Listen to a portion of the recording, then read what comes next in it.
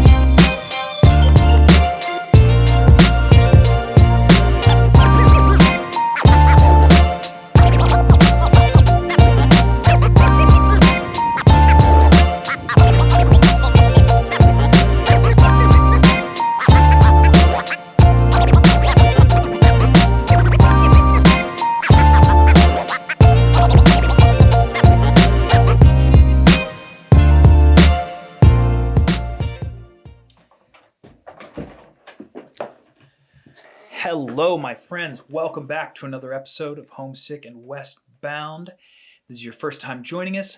My name is Jason, and typically in this channel, we talk about travel, veganism, and kind of general sustainability in our travels and how to stay vegan when we travel. But today, we're going to talk about something a little bit different. We're going to talk about something that is a little meta. Can we get a little meta? I want to talk about the creative process. And because I know a lot of time, not every traveler wants to be a content creator, wants to be a travel vlogger or a travel blogger. But I know that there's a lot of you out there because I was you at one point watching travel videos and kind of getting inspiration. And inspiration a lot of times is where it stops for me. So what I'd like to talk about today is I've even got show notes. So I never do this, but I want to talk about how to focus as a creator with ADHD. And for a really long time in my life, I allowed my ADHD and my extreme extroversion, my extroverted personality, dictate my life in a lot of ways. And when I was younger, they had me on Ritalin and I hated it. I never took it. And when I was on college, or when I was in university, I tried Adderall and I hated it. And the Adderall actually helped me some to focus, but the way I felt, I didn't feel myself. I feel like I don't know, it just turned down the volume in a way that I don't know, I couldn't deal with it. I didn't like it. I don't like those medical solutions for me, or I don't like those pharmaceutical solutions for me. And if that's right for you, that's totally awesome. I'm so grateful that you found something that works for you. But if you're like me at all and you don't like the way the medication makes you feel and you're looking for kind of other solutions, or maybe you're just kind of mildly on the ADHD, ADD sort of scope, it's not really bad. I don't know. But one way or another, I want to begin by saying for sure, I don't have all the answers. I'm not a doctor. I'm not a psychologist. I'm not a specialist in this area, except I'm kind of a experiential expert in that I've been living with it for a really long time. And it's been in my way for a really long time. And I've begun to start taking steps. That's redundant. I've begun taking steps to help mitigate the effect that ADHD and my crazy extroverted personality has on my creative process. So maybe if you're anything like me, you get really excited about a project, or you get really excited about an idea or a new thing that you want to do, but you get halfway through and you stall out, you get distracted, your attention gets drawn elsewhere, and the project lays unfinished. Or maybe it never starts. Maybe once the once the rubber really meets the road and you see what needs to be done to actually do the project, you lose interest immediately. Um, another thing that happens with me is I have 1,000,001 different interests all over, just scattered all over the place, and it's it's really really hard to focus on just one thing, just to pick one thing, and I don't want to have to choose. You know, I don't like Cardi B. I don't want to choose. I don't want to. I want to be able to explore all sorts of things. I want to be a good mechanic. Working on my motorcycle makes me happy. Building things it makes me happy. Creating videos makes me happy. Writing poetry, writing stories, they make me happy. They bring me joy. It also brings me joy to have conversations with people. Having conversations with you guys. Even it this is something that's really fulfilling for me. But at the same time, my personality, uh, and living with ADHD, it gets in the way. It gets in the way. And again, for me, a pharmaceutical solution just isn't for me. It's not something that I want. So let me tell you a little story. I like to work in cafes. I like to work in coffee shops. And I used to be a barista, so I absolutely love coffee. I love being in there. I like the noises and like that sort of white noise in that environment. It feels really good to me. And it seems in theory like a really good place for me to work. But especially, I used to always go to the cafe that I was a barista at to try to work while I was in university, and then later working on editing some literary journals and things like that. Invariably, someone would show up that I would know, and so it would go like this. I would show up, I'd sit down, I'd open my laptop, start typing. I'm diligent, I'm going to get this work done. And then someone walks in the door that I know. Or whether that's a customer, or whether it's just a friend, because it's a small town and lots of my friends would go there as well. And I'd start talking, we'd start chatting. Maybe someone next to us joins in, and then the next thing you know, it's 2 hours later. I've accomplished nothing. Uh, and it felt good at the time. It felt good having the conversation. I love that intercourse with people. I love sharing ideas, and I love hearing about people's days and kind of understanding people. But I was always left just disappointed in myself, and like this kind of like little dejection that it happened again and again and again and again and again. Honestly, to the point where it cost me a marriage, you know, um, because I just couldn't. I was married for 10 years, and I was just so scattered and to the wind that this good woman, we had a good relationship, we had a good marriage. Um, I could just never rein it in.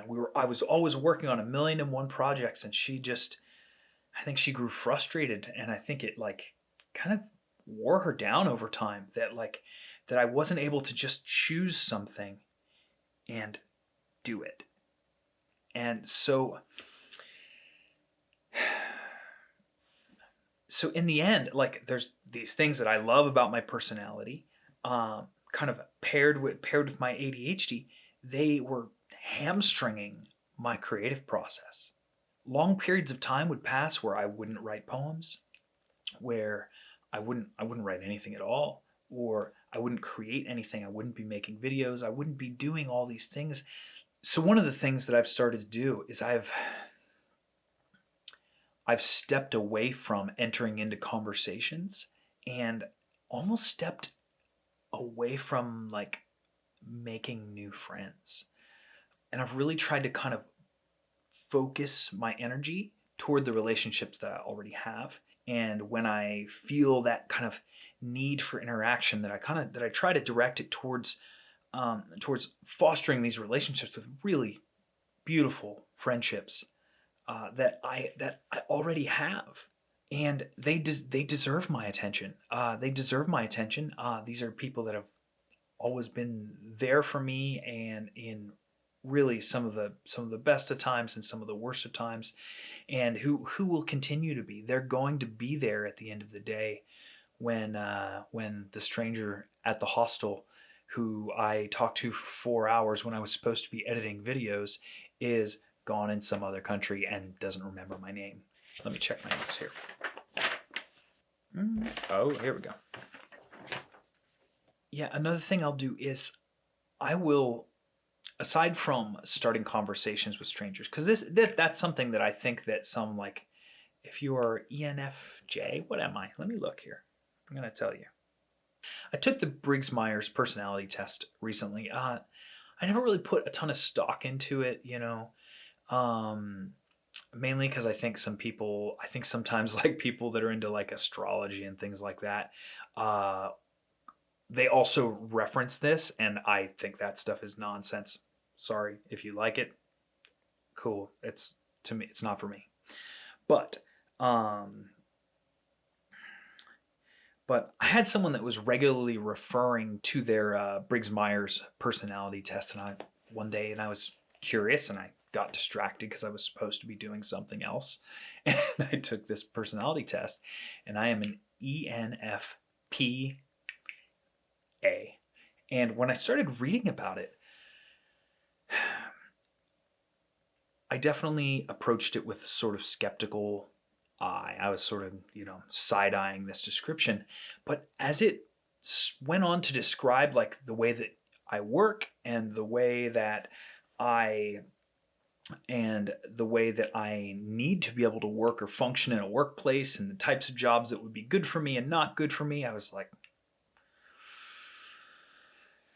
is this just me? I'm like, is this just me like wanting to believe a horoscope is like all about me, or that like because I'm a Sagittarius I'm like just this way, or like whatever.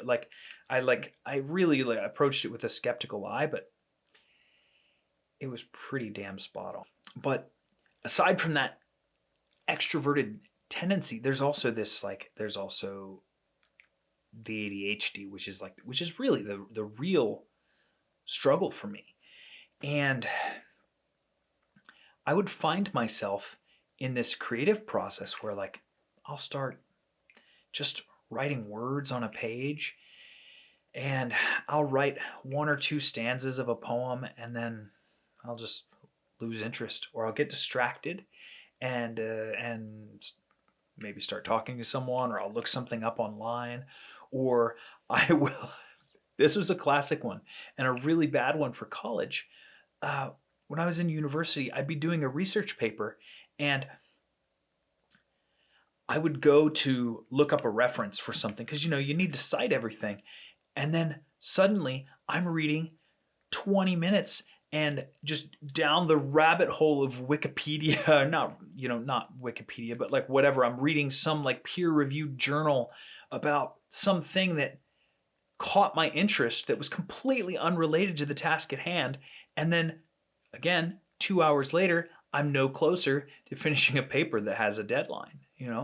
And so that I find that thing happening with my creative process as well. So I'll take my camera and I'll go out and I'll film everything. And I'm looking at like and I'm looking at things mechanically, and I'm like, okay, well, is this a good shot, and how can I frame this?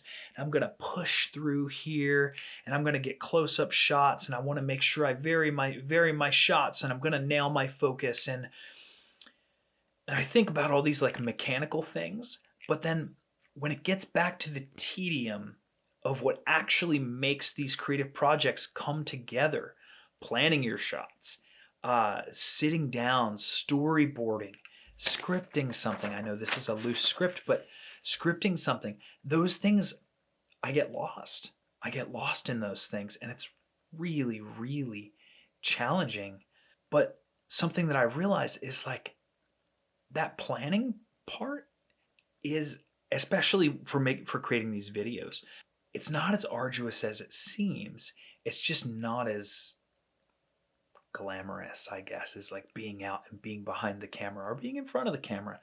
And what I realize is it's just a habit that I need to develop. It's like a muscle that is atrophied in me for years and years and years, as I have just sort of accepted that ADHD was a part of my life, or that I accepted that I was extremely extroverted and that I was just a people person, and that was just part of me. So that is actually the moral of this story: creating healthy habits.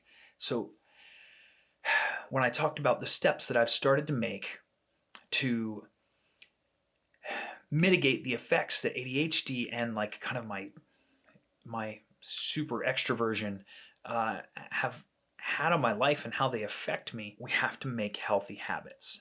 We have to build healthy habits. We need to build those muscles. We have to work it out, right? So hold on. Let's back up. Okay, let's back up for a second. The first thing we need to do is we need to examine. So I've done the examination in my life, but I'm not you. And your experience with ADHD or experience with being a creator, it's going to be different. It's going to be different than mine. So what works for me may not necessarily work for you, and vice versa. And that's totally okay. But what we really need to do for ourselves to get through this, I think. Now I've just flipped the script now. So now we're in this together, right? But we need to examine ourselves and our lives with a careful eye and see how our ADHD is interfering with our creative process. And when we can lay those things out, write them down with a piece of paper, not on your phone. You'll end up swiping Instagram for 30 minutes, and then you'll forget all about what you were doing. But get a piece of paper, an actual piece of paper. As a matter of fact, pause the video right now. Go get a piece of paper. Grab a piece of paper. Do you need one? I have one over here. Okay? But grab a piece of paper and take some time to think about how exactly your ADHD and your behavior and habits have been interfering with your creative process and with your completion of projects. I'll wait. Go ahead. All right. You got it? Welcome back. Okay, now that we have these things, we need to create a plan. We need to create a plan on how to mitigate these problems in our life, and how to liberate ourselves and liberate our creative energy so that we can actually be these creative individuals that we are. We can actually create the things, and it's not necessarily for anyone else, but really for us, for us, and for how it feels as a creative person to see the finished product of your work, and not have it just this turbulent like cloud of ideas that never really take shape, right? So here's some of the habits that I was able to develop that have helped me. And again, like I said, these might not be the best things for you, but they are some things that I found helpful developing healthy habits to me is about repetition. And repetition means routine, like your workout routine. So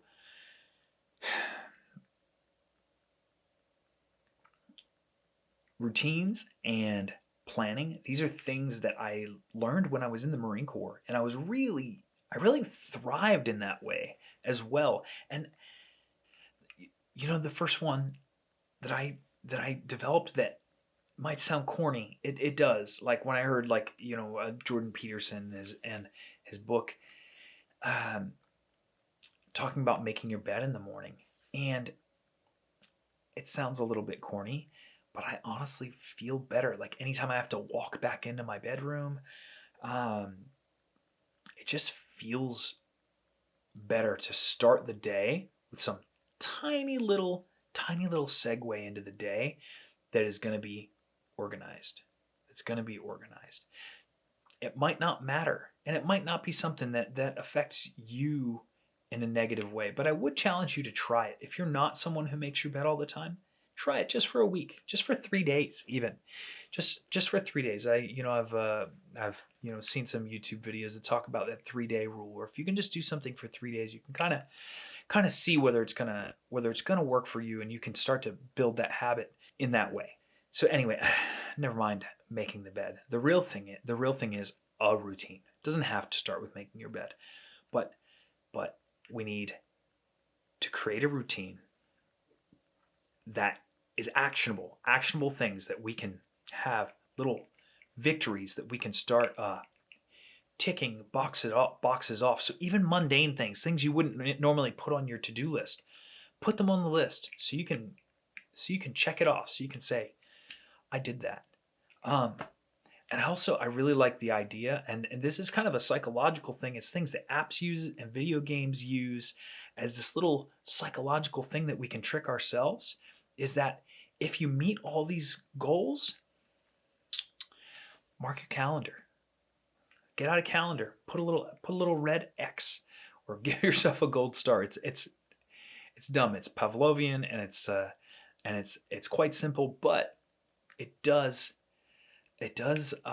give you this tiny motivation, or at least for me, like it's something that can motivate me. Not everyone is motivated in the same ways, of course. I totally understand that, but we have our routines, we have our lists, and all those are kind of built around one other central thing, and that's organization. Being organized as a creator. Being organized is so paramount. It's so important for us because that's how we get a project from its inception to the finished product in hand, or a deliverable product, or in my case a video or a poem, or a collection of poetry that I'm going to submit to a publisher. Let me give you a rundown of the routine that I've recently adopted that just helps me to segue into my day. This is my morning routine, right? So my morning routine is, the first thing I do is rewind. The first thing I do for the morning begins before I go to bed. I lay out my workout gear. I lay out my shoes. I lay out my shorts. I make sure that I have my car keys, anything that I need for my workout is right there.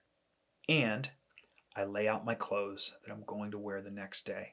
And this is something that I actually learned in the military, is to always prepare your uniform the night before. You don't ever wait until the morning. You can't show up, at least, I don't know if you're in the Air Force or something, but if you're in the Marine Corps, you can't show up to work looking like you slept in your camis or whatever. You can't do that.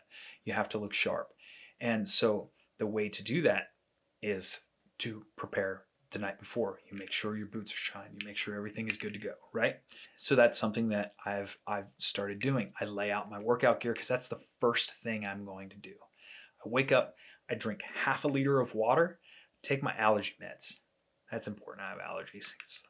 Every time now with COVID times, every time I get a little like sniffle or a little like allergy symptom, I'm like, oh God, I got COVID. It's got me. But anyway, I'm sorry, I digress. So my routine. So I take my allergy meds. I sit down on the floor, and I put on my shoes. I put on my shorts. I fold.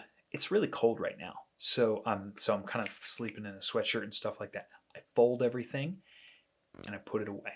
Whatever I wore to bed gets folded. It gets put away.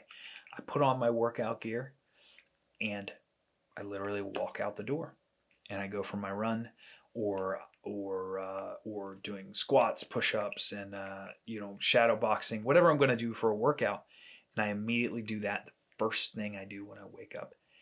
If I don't, it most likely will not happen. I know that about myself for sure. So immediately when I return, I obviously shower because I'm sweaty from my run or whatever other workout that I did.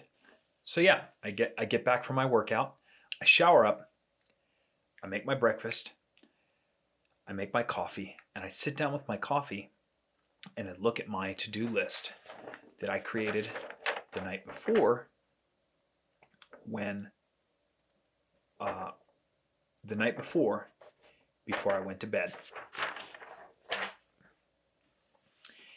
And I do this so that I have a jumping off point. I had a really great professor named Glenn Hirschberg, and one of the things that he talked about in being able to continue writing was to never write the last sentence that you know you're going to write. So when you know the next thing you're going to write, but you're stuck after that, don't write that sentence. Save that for the next time so that you have this sort of running start to kind of get back into the process. And that's what my to-do lists are for me today. So I have my routine and then I have my list, right? And obviously the list is part of the routine, but on the back end the night before. And that helps give me a running start of what things I have to do today.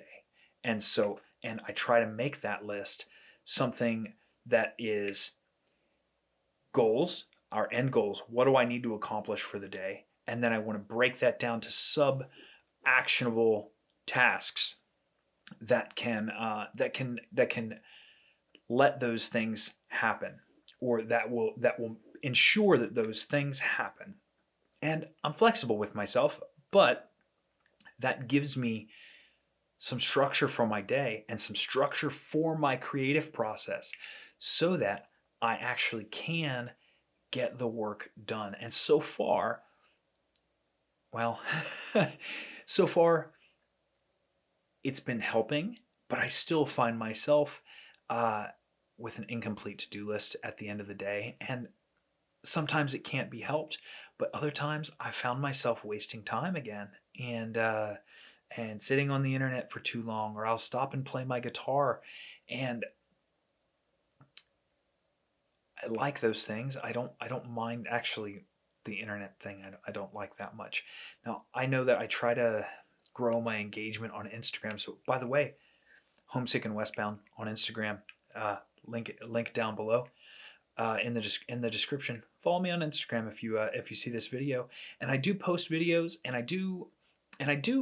I like the sharing in that platform. What I resent is the algorithm and how I have to behave in a certain way. It's like a trained monkey, so that so that my content will be seen by my own subscribers or by my own followers. It's just that stuff is too bizarre to me, and I don't know, it kind of short circuits my motivation sometimes. But I really do like sharing my photos on there, so that's more what you're going to see. There is my photography and my stories, which has more to do with cooking and vegan recipes and things like that. Anyway, I digress. Again, I'm really good at that, if you haven't figured that out. The other thing that I don't want to skip over, and something that I believe goes back to that organization aspect. where I create my list and I create my routines. And that is, I have been extremely, extremely diligent in always putting every single thing away, completing tasks, not walking away from anything. So I I used to lose things like it was my job. I promise you, I could have something in my hand, walk away, and walk away, and 10 minutes later, I don't know where it's at, and I cannot find it. Or I'll be walking around looking for my glasses for 10 minutes; they'll be on my head. Totally insane. But oh yeah, got new glasses. Maybe Instagram saw that. These are my new glasses. Yeah, I can't see at night anymore, especially when I'm riding the motorcycle. So, so here they are. Pretty spiffy. I can't actually see up close with them though, so it's really kind of a bizarre situation. I need them to see far away, but then I can't. I can't read. I can't see my phone or anything. But anyway, back to organization and losing things. Right. So, what I've done to try to mitigate this aspect of my life, because believe you me, if I can get distracted by looking for something, even if it's something I don't need immediately, but if I just remember that I don't know where it is, I could lose 2 hours looking for it. So what I've done is I've developed a really, really strict habit of always putting things away in the exact same place. So things always go in the same place. If you move it 2 inches, it doesn't exist to me. But so because my brain is crazy. But I put things always exactly in the same place all the time, and I don't leave anything out of place.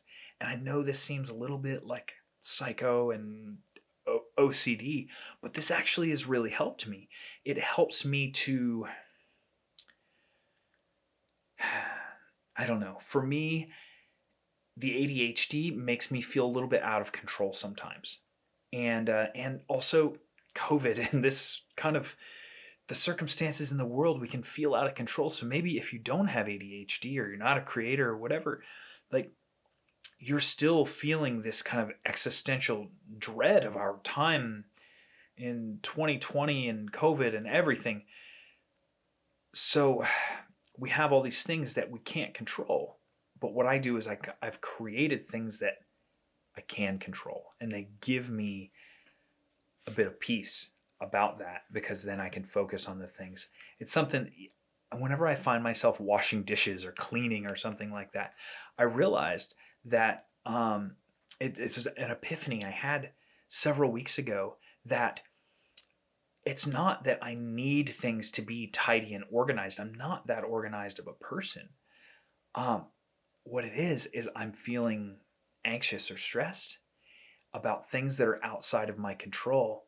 So I start to control things that I can. So I start cleaning and organizing and kind of putting things into place. And then that kind of works as this like proxy to help me to feel better about my world and what's going on in my life that I can. There's this something I can control, so I'm going to control it. You know, and hopefully that's not like your partner or something like that. Don't try to control your partner. That doesn't work. That never ends well. Don't do that. Okay. But shh, shh, don't do that. When I do that, I I never leave a sock on the floor. I never leave a wet towel somewhere. I never leave clothing unfolded. I never leave dishes undone. I wash them as soon as I'm finished with them and I put them away. And I do that for everything. Camera batteries. If my camera battery is low, I take it out, I put it on the charger. I put all of my lenses exactly where they go, all my lights and tripods, microphones, everything goes in its place and it stays there, and it always gets put away when I'm finished with it.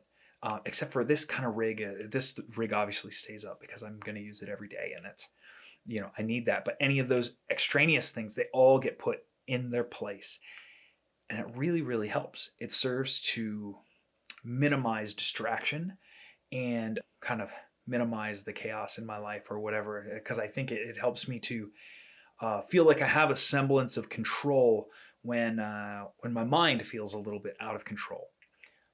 But I would caution you that something that I kind of saw in the background is that I can let organizing be a distraction. Because remember, if we rein this all back in, we're talking about being creators and being artists and liberating ourselves from our ADHD so that our creative process can thrive, and so that the creative parts of us can thrive, so we can create these beautiful things that give us that catharsis, and that maybe can be appreciated and beneficial to other people. Because really, I think in many ways that's the point of life to me.